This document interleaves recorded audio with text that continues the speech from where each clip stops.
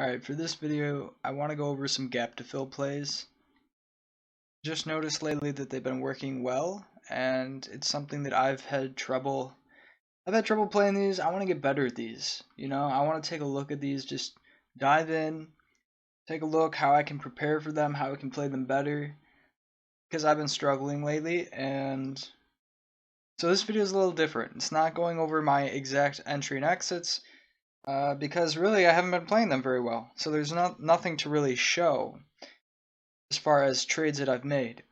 But I want to review some former runners like Toka that just had a run on Friday and talk a bit about it and just see if maybe in the future I can play better. So, alright, let's get into it. Well, clearly you can see Toka had a gap down from 420 to $1, and it recently kind of found a higher low on the multi-month. Not that that really means much. What really happened that got it going is it had merger news. So it had a merger announcement, and that caused it to gap up on this day right here.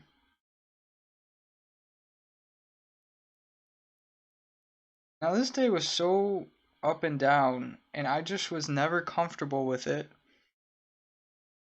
So I didn't play it on this day at all. I just was not comfortable with the ticker, with how it was forming, and it made a really nice move though. It went from 63 cents to 97 cents. That's a huge move from like this support area, pre-market support area it held, and then at 1:50 p.m. it holds there and then bounces, and from that area it just seems to have found an uptrend ever since. So that's really interesting. So I don't really see formations like this too often, and I was having, like I said, just a hard time feeling it out, so I just never got involved.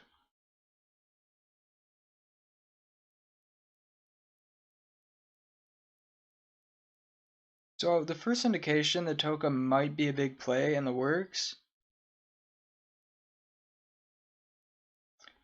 is that it's kind of winding in a range. So it's not like,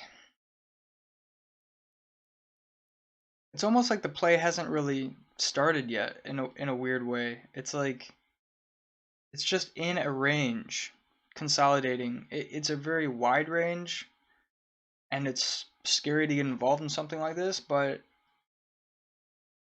it's interesting looking back and just analyzing it and seeing that it is indeed just kind of like consolidating in a range, preparing for a strong breakout. And the indications were there.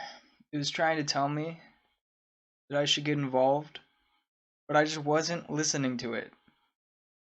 And this is some of the issues that I have when I get uncomfortable. Instead of just taking a step back and just looking and analyzing the information in front of me, sometimes I'll just zone it out completely, and I will end up not even getting involved. And I think that's the wrong approach. I think you should just take a look at the information, see if it's telling you anything useful. And the main indication is that it bounced and tested the pre-market breakout. So the pre-market resistance area, tested it right before close.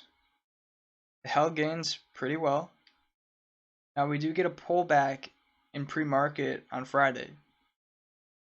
I wasn't really thinking much of it, but like it should have been going through my head, hey, if this dips and then can test this pre-market and after hours breakout area, it could become a very powerful Friday short squeeze. And besides that, what happens if it gets over 98 on the long-term chart? Well, if it has a whole dollar breakout, it could gap to fill. So these are things that were available to me. I could have looked and seen this information. It was all there available to me if I had just been willing to listen. Okay? Listening to what the market is telling you and gathering the data and the information that's right in front of you. It seems obvious it can be one of the hardest parts in trading, is to take that step back and really just listen. So everything was telling me that I should be getting involved, or at least being prepared to get involved. We can zoom in if you want to get a little more specific. Okay, I would say that in the morning, 2 minute, go to the 1 minute. All right.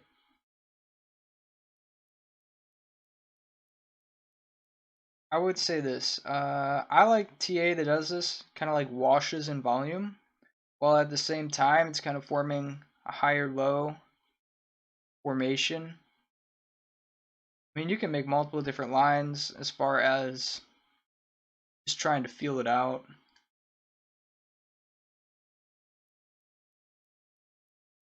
Okay, so this is probably the setup I would have taken. Once it kind of breaks out of this downtrend, or not even a downtrend, just a symmetric triangle formation with volume. Okay, this is your confirmation area right in the 85 cent zone. This is just a nice area to get involved because you can risk 82 cents, so you're not risking much at all. And if you do end up getting the breakout, you can be really patient and just let it roll. So we see it originally tests the major level, kind of gets bounced down, but it holds, and then it retests and breaks out, and that's when momentum really comes in, and we start filling the gap on the long-term chart. Okay, so this just goes to show how powerful these gap to fill plays are, and it's a really good lesson for myself not to ignore them. It can be really easy to ignore plays and be like, oh, I'm uncomfortable, it's choppy, it's scary. But sometimes that, you're feeling uncomfortable because it is maybe the play is forming in a scale that maybe we don't see that often, or just something that's hard to feel comfortable. The consolidation range, like I said, was like 30 cents. It's like, it's the volatility is uncomfortable. You're looking at 50% ROI up and down, and that's basically the play's consolidation range, right? It's goofy. As far as that's just, you don't see that very often. You don't see that level of volatility very often. But there were pieces of information out there that were useful. I already went over them a few times, kind of repeating myself, but you get the point. Okay, don't write stuff off. Keep an open mind. No, that's kind of what I want to tell myself, is keep an open mind. Because this was an amazing play that I'm sure we'll see more, but the more times that I just sit back and let plays like this go over my head, this is money. This is money to be made, and drop the ball on it by not getting involved. My play was, little 2K share play. When it develops for the end of day push, it was just a scalp idea because it's so overextended. I wasn't going to stay in this very long. It was definitely just a scalp idea. A couple different lines you could set up. This one wasn't the cleanest. A lot of chop into the push. But I mean, in general, the play held all afternoon. You can see it's somewhat making higher lows, somewhat just choppy, but it makes a somewhat clean triangle, and definitely worth the play. The risk reward was there. Got in at 203, anticipating the breakout to the upside. We do get a nice push. Actually, piece at 235, and I completely misplay it. I mean, let's just be real. I sold it at 212. It got to 235. I left $400 on the table. So, could have played that better. But at the same time, I was on the money as far as it was a better scalp than a hold, especially for an entry at 203. So 203 entry too high to do anything but scalp, so I was alright with it. Okay, I think I went over Toka good enough. Try not to ramble on too much about stuff and become too repetitive, so let's move on. We have CYCN. Again, what do you see? It's a gap to fill play, right? So it gets a huge, just bad news, gaps down huge. We get like 370 areas, the gap to fill. Now this one was interesting because it tests that gap to fill area, gets knocked down, kind of holds up though, and then this is what we see it happen. What we see happen. So, okay, we actually get a playable wedge, but the reason why this is so difficult to catch is because it's on a 2-week scale, and it's really difficult time and entry on something like this. You know, we're all busy playing what's hot, what's in play for that day. We can't just like go back and waste a bunch of time looking at CYCN every day, being like, oh, when's that surge gonna happen? You know, it's kind of hard to do that, but it does have it. It breaks out of the formation, and you get a 340, 440 move, $1 a share, really nice move. And it tries to fill the gap, but it's not really that strong. The difficult part about this is, again, it seems to be moving on like a multi-day scale, so you have to kind of stay on top of it and keep watching it. So again, it forms 1, 2, 3, 4, 5, 6, 7, 8, 9, 10, about 9 days of pullback. Well, like that's pretty much 2 trading weeks of pullback, and then it breaks out of the triangle again. So what do we see? It's like a stair step and a second stair step. This time it's even more powerful. It goes from 4 to 6. You know, that's a great move. So again, even though CYCN has a completely different scale than Toka, completely different scale, because it got knocked down, the gap to fill got rejected the first time, but it redeveloped. And when that entry occurred, it did start filling gap, and it did start holding the gap, and then a second push. So it's a different type of play because there's like multiple different days of play that do fill the gap, so you can scalp first day and then wait for it to develop again and then scalp this day. Same concept, very different approach compared to Toka.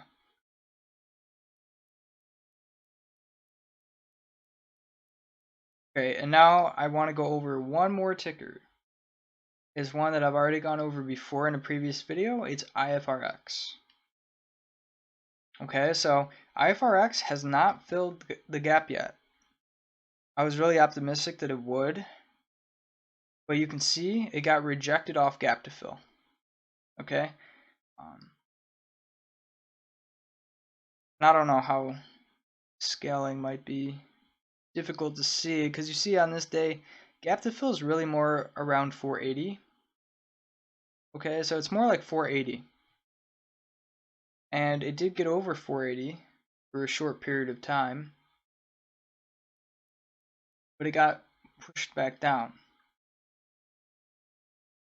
But what I'll say about IFRX is if it pulls a CYCN and maybe we get another week of consolidation or downtrend, but I'm going to plan to watch IFRX all of this week and all of next week. If it can hold up and form kind of that consolidation downtrend that we just saw CYCN do, and then it breaks out of it, I'm going to look for the entry because I am so tired of missing these things. Really tired of missing these, and I do not want to miss IFRX if and when it happens. So you see the consolidation, just like CYCN. You know, it tested the level, didn't look that impressive, but it pulled back for a week or two, and then we finally get the strong push. Toka, I underestimated. Toka moved faster than IFRX and CYCN. Okay, this gave a much faster, cleaner push, mostly because it's fueled by that merger news. So that catalyst really helped fuel Toka to push it higher and faster than the other two. So I'll be on the lookout. Maybe IFRX will get a PR. If it doesn't, maybe it'll just form clean enough technical analysis that I can get involved again, and maybe we'll get that gap to fill push. So I think that about wraps it up. Oh, I've been rambling on a bit probably, but for my sake, I think it is important that I talk about these things, and being repetitive isn't always bad, you know? It's like trading, being repetitive is not always bad. The more you see this stuff and think about this stuff and analyze it, the better off you'll really be. Because you'll be prepared for when you have to actually buy it in real time. Not the same as looking back and just being like, oh, I should have done that. It's like, this is real time information. It's a lot harder to see it when it's happening right in front of you. So just getting that screen time and experience, and hopefully I'll nail one of these gap to fill plays in the near future.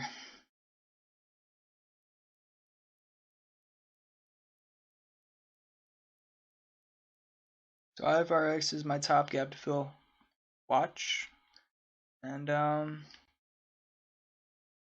yeah, I hope you enjoyed kind of the gap to fill talk, and yeah, thanks for watching. Sorry, kind of went on for longer than I thought it would, but I want to know one of these, so